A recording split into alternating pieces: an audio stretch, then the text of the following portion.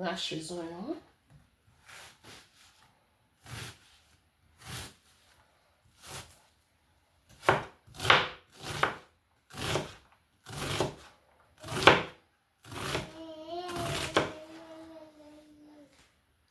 Mwen fin rache zonyon.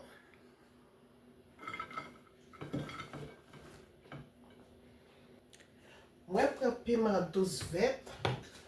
Et puis mwen rache.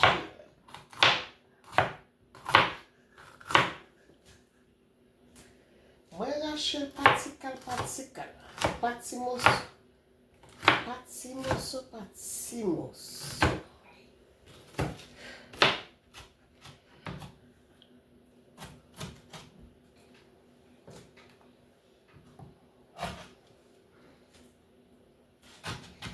Mwen fin rache piment douce. Prepare sauce de chanel ensemble avec.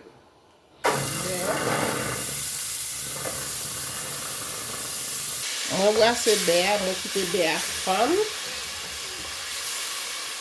Mwen met zanyon, piment douce.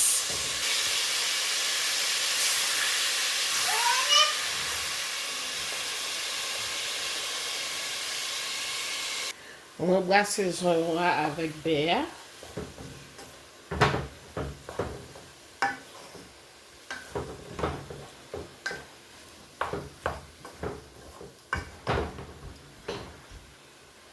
Fromage, cheese, konya mwen brase pour fromage à fond dans zonyon, lait, persil,